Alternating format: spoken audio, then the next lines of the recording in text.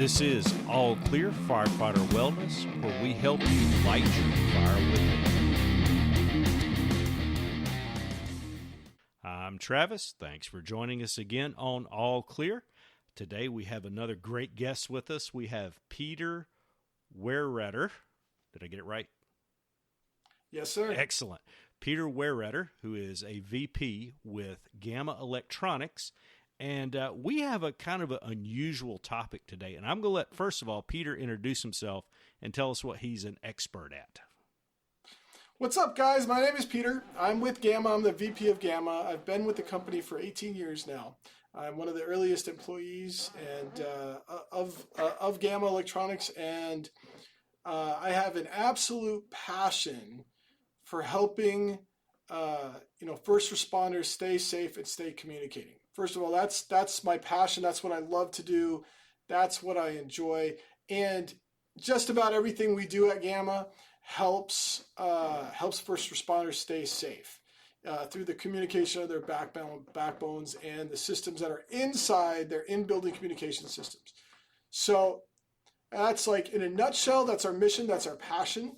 There's a lot more to it. But that's what I love, and that's kind of the crux of, I think, where Travis wanted to go today in this awesome conversation. Absolutely. So I'm going to throw out a couple of, the fire service is famous for using all types of letters to describe stuff. Firefighters may have heard the term BDA. They may have heard the term ERRCS. I think that's the other one, Emergency Responder Radio Communications.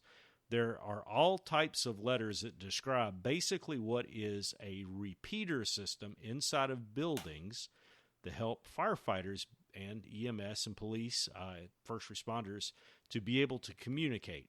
And, Peter, it's important. I can't say enough. It would be very easy to underestimate the value of good radio communications. It's one thing when you can talk to your guys that are right there next to you, but when you need to talk to somebody that's out of range or you can't hear, radio communication is crucial. And the fire code called out for these emergency responder radio systems several years ago, and for here in our municipality, for example, they're relatively new. It's not something that we've dealt with a whole lot until very recently. Now we have big warehouses and large industrial complexes that have to have them. And I know that you are quite well versed in the BDA systems. That's what I'm going to call them today, if that's okay. And maybe you can help us understand their importance and also how they work, because I can definitely speak to the fact that they are very necessary, but sometimes our firefighters don't even know they're in buildings. So what type of information can you give them to maybe help them identify a building that may have a BDA system in it? So I think Travis, a good place to start on this would be exactly what we're talking about when we're talking about a BDA, if that's all right. So when we refer to BDAs, I think all first responders, when they communicate, they know they use a radio, right? And they're kind of trained on how to use the radio, and they push buttons to talk, and there's communication that goes back and forth between A and B. Now, in their mind, this system, should be working all the time. But we all know first responders, first of all, when they are at work, they're not in their fire stations where they can communicate. They're actually out in the field. And when they're out in the field, a lot of the times they're inside buildings. So what the BDA does, or a bi-directional amplifier, is it exactly that. It's an amplifier that grabs signal, amplifies it, and spreads it throughout the building. So when there's a BDA, there's also antennas, a lot of antennas involved. And these antennas are used where they grab signal from outside the building, they funnel it inside the building into an amplifier, which is called the BDA. There's also battery backup units. There's different brands of BDAs that do different things, that work on different frequencies. And the BDA matches the same frequency that the two-way radios are used from the first responders, from your EMS, from your from your fire, and from your law enforcement, right? And it's really, really important to understand that these BDAs, or these amplifiers, are critical backbones for communication inside a building. And the primary reason why is because in nature, building materials block signal. So if I can help you understand, your listeners, when they walk into a building, they've ever gone down into like a basement, for example, or they've gone into a subterranean parking lot. All of a sudden, they're on their cell phone and they can't communicate anymore. They can't make a call out. They can't call their friend, and they have no signal. Well, this is the same types of signals are what two-way radios are used. They're usually just different frequencies. And so because of that, the same materials that block cell signals are the same materials that block bidirectional amplifiers. So being a critical communication part of it, of your first responders to be able to communicate inside, these systems are necessary in order for them to communicate inside buildings, because all these building materials like steel, concrete, low E glass is a new product. So the more environmental friendly that these buildings get, then the more signal that they block. And, that's one of the things that I think, a lot of us don't think about. We know that concrete, we know that steel, we know when you go down in the basement, it's like a bunker. You're not going to be able to get out a lot of times with your radio. But you hit a very critical one, that low E glass. I did not realize how big of a blocker that actually is for radio signal. But I was over at Honeywell at their, at their world headquarters here in Charlotte for a class on BDAs one time. And when we were watching our radios, and when we got close to the glass of the building, you could see our signal just kind of almost nosedive. And you would think getting close to a window would be better for you, but that is a good point. That even glass can be prohibitive to your radio signal sometimes. Yeah, and I think, and it can be a real point of frustration, in my opinion, because you think from a first responder's point of view, when you show up to a location and you need to talk to your team, and then it's working, then it's not, and then all of a sudden in certain parts of the building it's working, and then it doesn't. And in those instances, more than likely, either the public safety DAS system, the BDAs is also what we can call it, either isn't working or was never installed, and that's where some of those challenges come in. There's a lot of reasons why it may not be there. The building may have been built before code required them to put them in.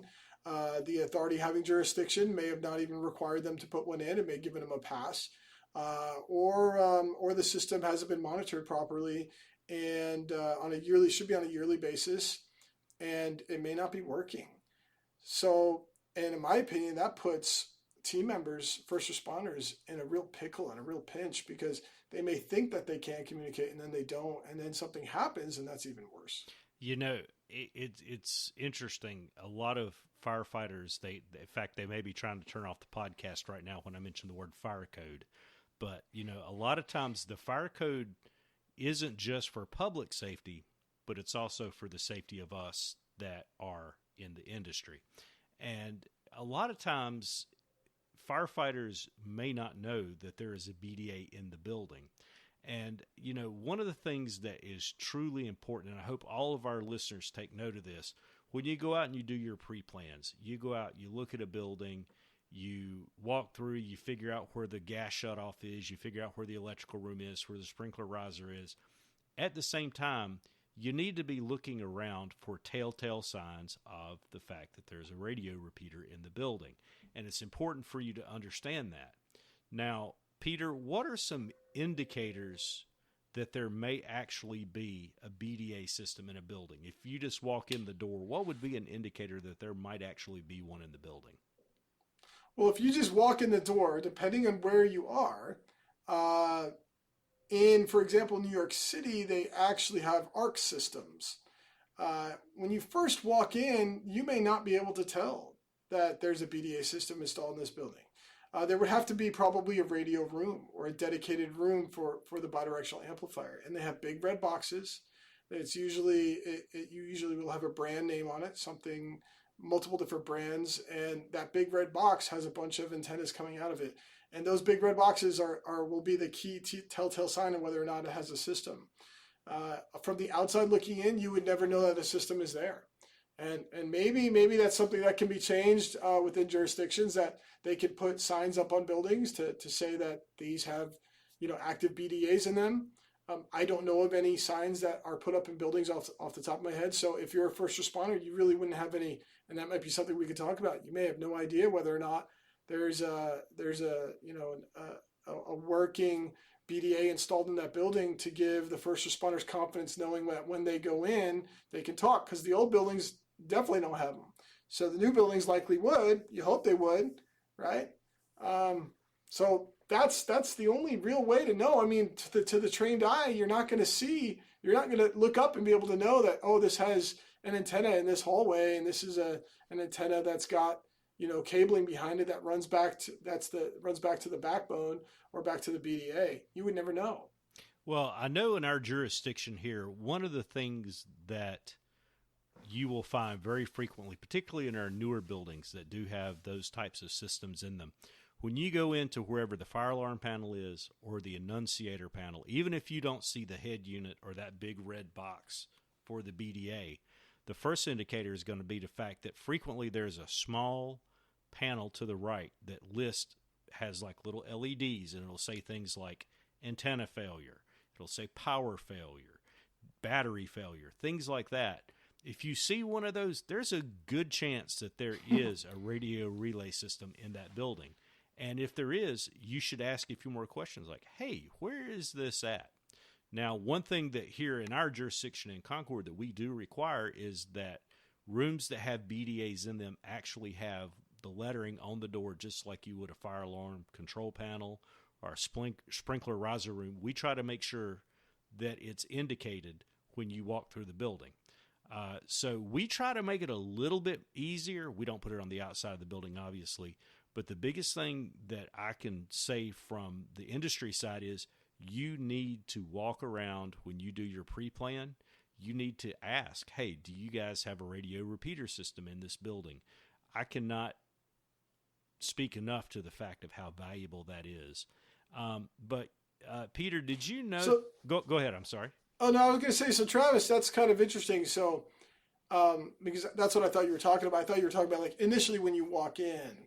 But there is as far as you know, there's no indicator like when you would walk in, like they wouldn't be able to tell, would they? Nope, not unless you ask. Oh, you'd have to ask, or you'd have to go to the radio closet or and find the annunciator / BDA yourself. Okay, all right, no, that's fine, because I was like, wow. Now if they did, maybe it would be helpful. I don't know. Well, maybe it would be helpful if they did. If there was a small little, this building has got a BDA inside, and maybe that would be helpful for first responders. Yep, that's why it's important for us to get out in our districts, go walk through buildings. If there's new buildings, in fact, right now, whenever I'm COing a new building or going through and doing the final inspections, I always encourage the companies, hey, come walk through, look, see what's going in here. That way they can become familiar with it when there are things like the BDA systems that are in there. But now, Peter, I got a question for you. Let's say you have an older building and it does not have a BDA in it. Did you know that firefighters typically plan for a radio failure? Did you know that? Wow. That's amazing. Yeah. And so how do they plan for that? I'm curious. Well, this goes back to that thing when you walk through the building and all of a sudden your radio dies. Well, there are ways that you can make it work. And, I'm a ham radio nerd from a long way back, so I know that certain signals, don't pass through certain walls, and you probably know that too, Peter. But what happens when you get 2 points that are closer together? It's easier for them to communicate to each other. So a lot of times what guys will do, they will actually set the radio up to go point to point. So more or less it's kind of like playing a game of telephone where you'll have one person that's in the area that's more or less dead to what goes out. Then he'll be communicating to another guy that might be at the door, and then he'll be communicating to one that's maybe standing outside of the building. So basically they're setting up a chain of communication that goes all the way through. That is one of the things they do. And it's important that we always have that in our back pocket. We always want to use the BDA as our first option because it is the most reliable, but there are ways that we can work around it when we have to. And that's why it's important that when we go in and we train, we need to train with our gear on, and we need to train with our radios, because that is just as important many times as an axe, a Halligan, even your hose. That's how important that radio is when you have a problem. Yeah, I can't believe it without any other way. That's kind of interesting. So, you know, I'm not a two-way radio guy. I'm more on the back end side. So I guess that would matter on the, maybe you can help me understand, matter on the type of radio system that you have to be able to do sort of a point-to-point interaction with each other. And then when you do that, do you not have to communicate from, like, let's just say you've got a guy at A, B, C, and then someone at the truck. Well, they can't talk directly to the guy at the truck, right? So do they have to, like, play a game of telephone then? Is that what it's like?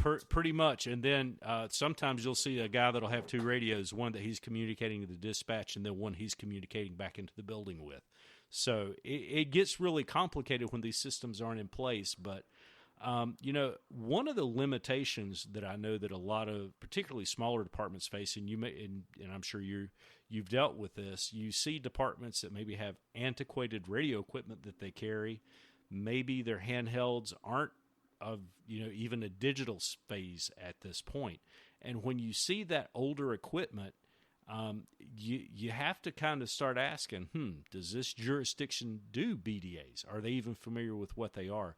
So that's one of the things that it's important for firefighters to do. As we mentioned, get out in your district, learn your buildings, learn about these BDA systems.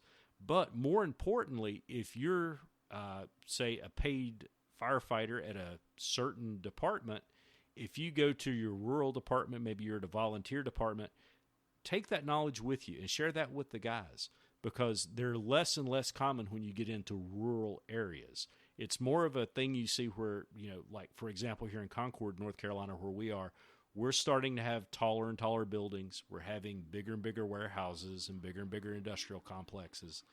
And we're starting to get to the point where some of the buildings are actually starting to block each other and getting close. So signal in some areas is really pinched out.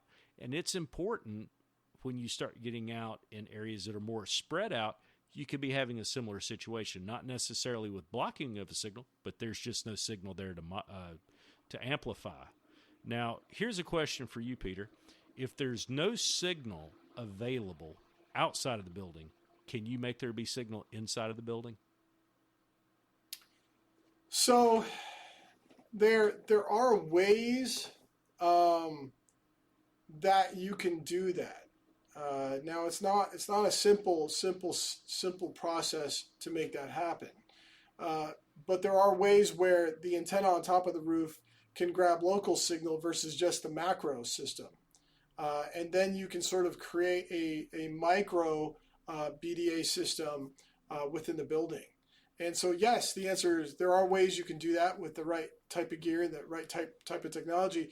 It would be obviously very unfortunate not to be connected into the macro system. But I would suppose if you're in a very rural area where there are small towns and the macro network either isn't built or it's very poor, that's where you're going to run into. Usually the systems are all mated together, I guess you say, like a sort of like a spider web, I guess you could say, where all the buildings are communicating with each other.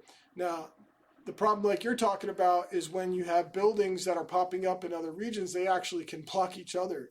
And that can become problematic too. So when you could once have even a functioning BDA system in one building and then your neighbor decides to put up another building, but there needs to be sort of a point to point. They need to be able to see the next building.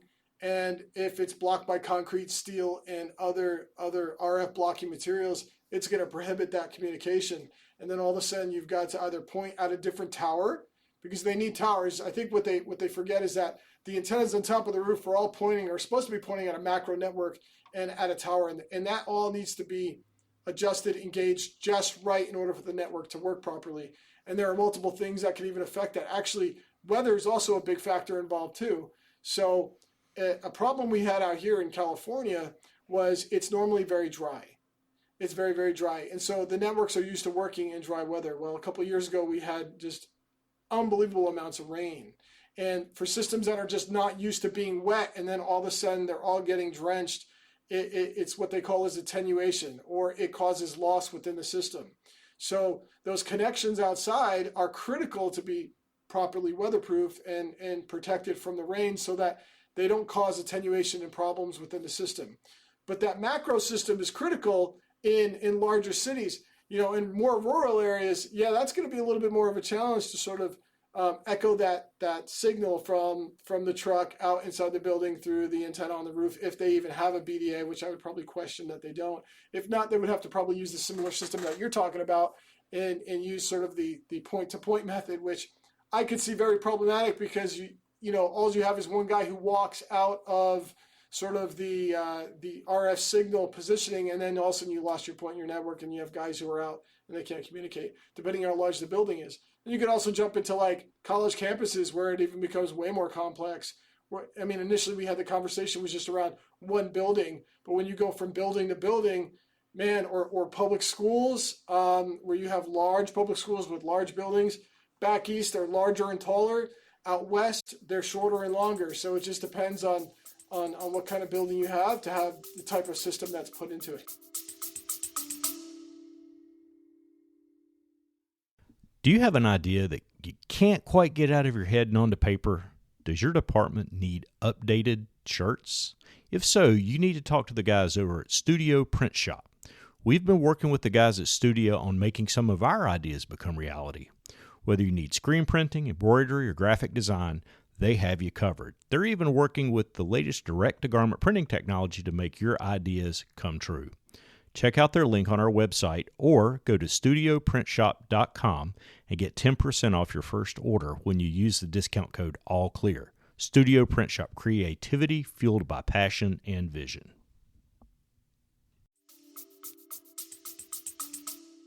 One of the newer, I'm not going to say it's new technology, but one of the things that I'm seeing more and more now, you do talk about those larger complexes. We have a couple of apartment complexes, and when I say apartment complex, 15 buildings spread out over acres, and what they actually did, because some of the buildings needed BDA, some didn't when they did their initial surveys, they actually put a fiber optic loop around the campus, and that tags all of those systems together so that it really cuts down on the amount of external antennas you need, but you have that fiber loop that's going all the way back to a central head, typically in a common location like the pool house or the community center.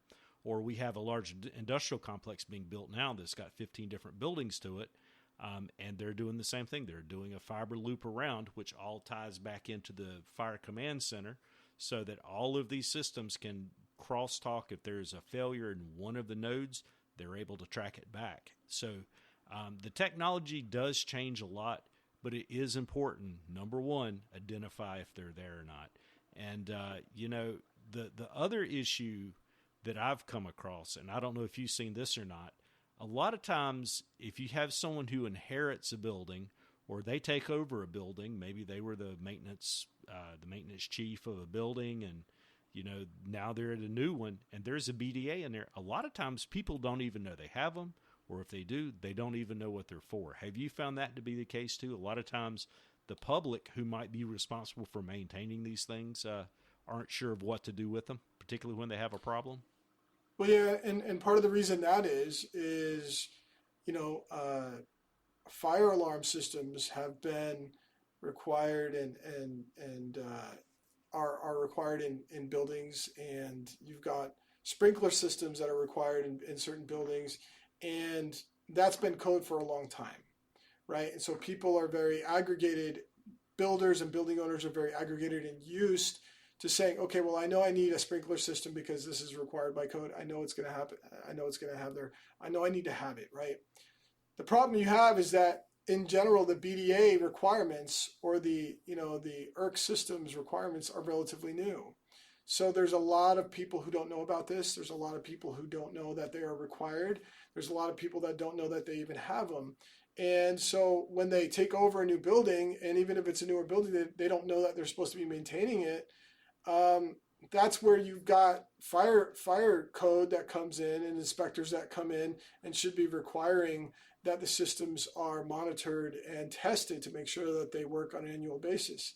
Well, then that would require the AHJ to say, okay, you know what, building owner, just so you know, every year we're going to come in and it's going to be tested and it needs to work. And if it doesn't, that means you need to make sure that it does. And that unfortunately could cost them some money, but at the same respect, they have to look at it this way. If it doesn't work, you could lose lives because of it. Mm-hmm. I mean, it saves lives. This system is so critical and so important that we've got to get this right. We got to make sure that they're working, and we got to make sure that there's more words spread about this of how important that these BDAs are. I can't emphasize that enough, that the word needs to get out, and which is why we're talking about it today, and how we emphasize and let authorities having jurisdiction know that they should be requiring these things. They should learn about them and learn about the basics and try to figure out more about it, whether it be through Honeywell's class or whatever class that might be available, to learn about this so that they can become knowledgeable to the point where they should be requiring them and putting them in buildings, old buildings and new buildings, as far as I'm concerned. I think we got to get away from the talk about they should just be new buildings, because problems happen in old buildings as well. Yeah, and there's two sides to this from the fire perspective. Number one, and I can speak to this because I work for our fire marshal's office, the AHJs, the guys that are doing the plan reviews, the guys that are looking at new construction and upfits and things like that, renovations, they really need to be aware of of how these systems work, what they do, and of the importance. On the flip side, those guys that are on the line, that ride the trucks, the ones that do the pre-plans, they need to be aware of how these things work too. They also need to make sure that they understand the importance of knowing they're there, and number two, making sure they know that they are functioning. It shocks me because I have heard, in conversations, with BDA installers, because typically the ones we see, they come from, another state. They travel around, they do installations in big cities and small towns, and they mention how the way that the authority having jurisdiction, the AHJ, the fire marshal, whatever you want to call us, they have very different ways that they deal with things.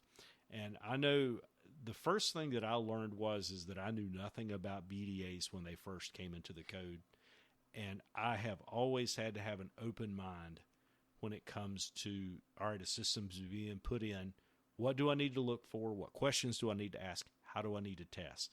And, none of us can be so proud to say, hey, we know exactly how this thing works, because for those of us that are reviewing plans and things like that, frequently we may have questions. And it's important for us to reach out to folks like Peter and Gamma Electronics and, the Safer Buildings Coalition. Those guys all are there to help us decode and demystify this. For those guys on the line, you all know how many times communications has been the make or break for a lot of close calls. We've lost a lot of our brothers and sisters due to failure of communication, and they were not able to use a radio to call for help, to get a RIT team in to help them, or to even help them locate where they are in the building. So I cannot speak enough for how important these systems are. And this is one of those technical topics that, a lot of people may be bored with, but I cannot say enough how important it is. So, Peter, do you have any, any concluding thoughts on what our brothers and sisters need to know about the BDA systems and their importance? So I think the first thing I'd want them to do a good job at reporting back when they have trouble communicating inside buildings, because that can be addressed with, your director of radio communications, and then they can bring that back to the building owner, right? So that would be the first thing I would say. So let's find out what buildings they don't work in right. And if this is for your guys with the boots on the ground, if they're having problems somewhere, they need to bring that message back and say, hey, I'm having a problem. They can't just walk away from it, because they should be able to communicate with inside buildings or schools. And if they're having issues, well, the right authorities need to know that there are problems so that they can get them resolved. Because the last thing we want to do is lose people, whether it be public or whether it be our brothers and sisters like you're talking about, who are first responders, who put their lives on the line every single day to go out and save other people's lives, we don't want to lose them either, right? So everyone's life is important in this instance. So report back the ones that don't work. And I think if there was a message that we could say to fire chiefs, you know what?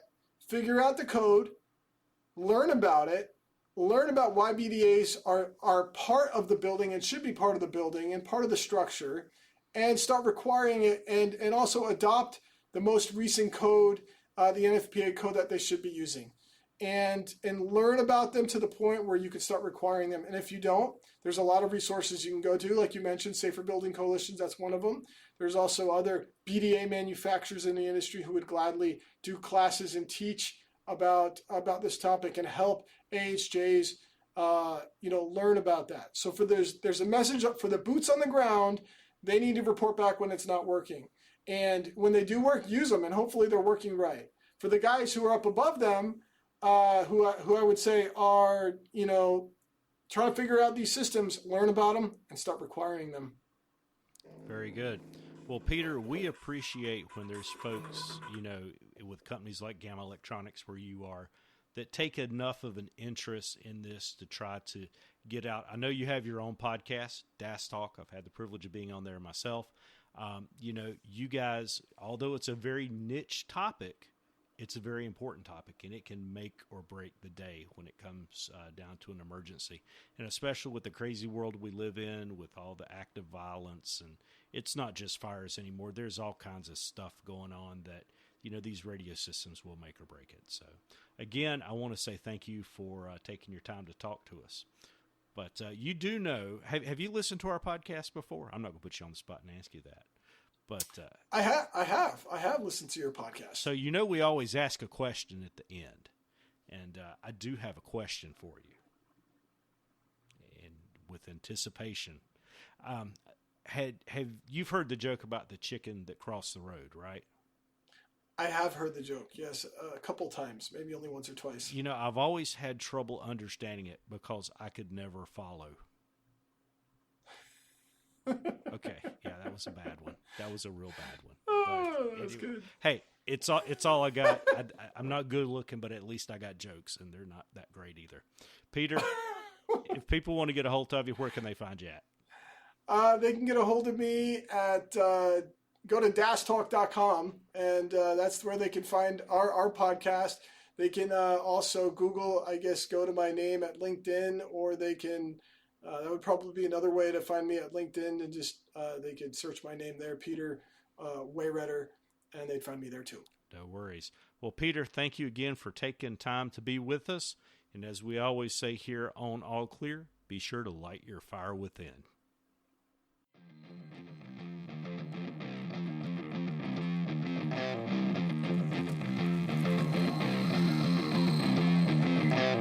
You have been listening to All Clear Firefighter Wellness. All Clear is presented by the North Carolina Firefighter Cancer Alliance. You can find out more about us at allclearpodcast.com. Leave us a message. We'd love to hear from you. If you like what you hear, tell someone. All opinions expressed on the podcast do not always reflect the opinions of the podcast. As always, light your fire within.